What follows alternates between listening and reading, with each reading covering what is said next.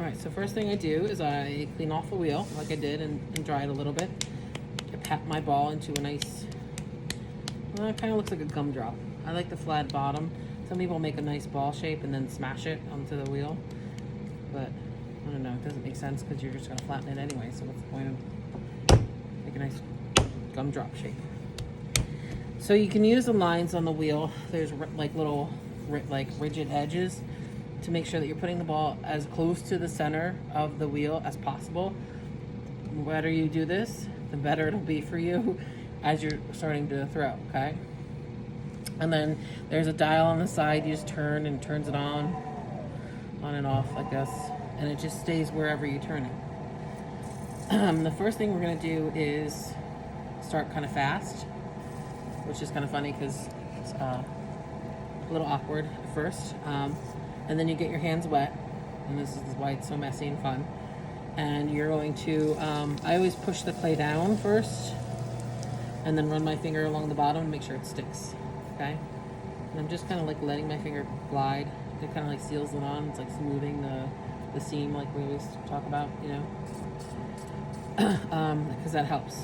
And if you see as it spins, it kind of has like a wobble, like a and then like the washing machine's off, you know what I mean? It makes that sound.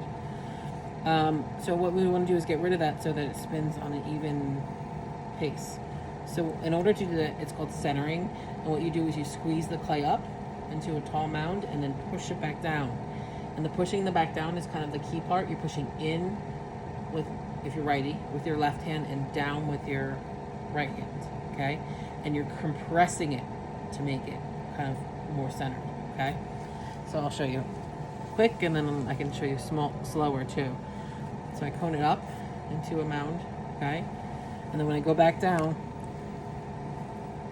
I'm pushing in and down. You can use the side of your hand or the palm, the base here, the heel of your hand, and push it back down. Okay? It's not bad. It has a little wobble, but it's not too bad. There we go. We'll go up again, and then I'm going to go down. We're probably going to make a bowl or a mug. I'll make a mug shape, actually. So I'm not going to go too flat. You want kind of like a nice mound like that. I think it's pretty even for the most part. Okay. So what I'm going to do next is I'm going to make a hole. So I'm going to find the center with my fingers, and then I just push down. And when you push down, you're going about like, not all the way down. You go about like 3/4 of the way down, okay? And then you can stop and test it with like, so I can stop my wheel, which is nice and easy with this one. Use my needle tool and just test to see how much clay I have left on the bottom. So I have a pretty decent amount. But as I go, I could thin it out more if I want to, okay? This is everything, you kind of figure this out as you go too. If you watch pottery throwing videos, everyone kind of does it a little different. Some people do it like almost in like one motion, which is crazy, but awesome, you know? So what I'm gonna do, I'm gonna open up, make my opening wide. So I'm gonna think about how big I want the inside of my cup. So I put my hand on the outside and my fingers on the inside, and I lock my hands like this. I put my thumb on the back of my hand so that it's uniform. And all I'm doing is pulling the clay towards my palm like this. So I'm going like this. And I pull it open. And sometimes it gets a little off-centered when you do that. So you just have to, you know, smooth it out and try to make it nice. So if you notice, my wheel's a little bit slower now. You don't want to go too fast when you're pulling the walls up. So now I'm going to pull the walls up. And literally what you're doing is you're going at the bottom and squeezing it and just kind of pushing the walls up. I don't know why they call it really pulling. I almost like pushing up. So I squeeze in, and then I slowly slide my fingers up. And then when I get towards the top, I really let off the pressure a lot. I like to use a sponge on the outside because I feel like it helps me grip the clay better. But if you didn't use it, you just use your fingers. You see it a little better, maybe.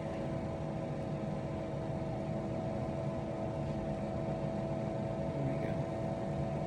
I definitely made more of a bowl shape. But that's okay. The clay wants to flare out.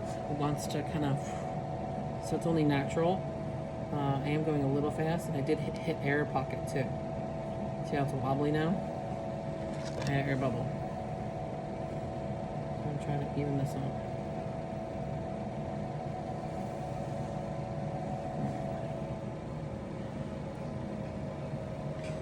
So from here, if you want, you could shape it a little bit more too. You know, if you want it to go in more. Oop. One on my hands, and I can kind of just tilt it in, you know. I want it out, curve more, I can push it out from the inside. Just know the more you play with it, the weaker the walls get, you know. So you can kind of play with it, but you also kind of like,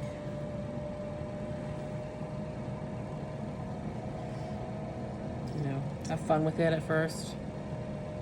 You know, don't feel the pressure to make, like, you know, the biggest, most craziest thing at first. Just see what you can make and have fun. How's that sound? And then usually I'll trim this off. So I point it to the flat side here is against the wall, and then I just push down until I hit the end of the base. And I scrape it off. Okay. And there's a mug shape, I guess. Bring it in a little bit more. Oop, I just messed it up a little. Okay.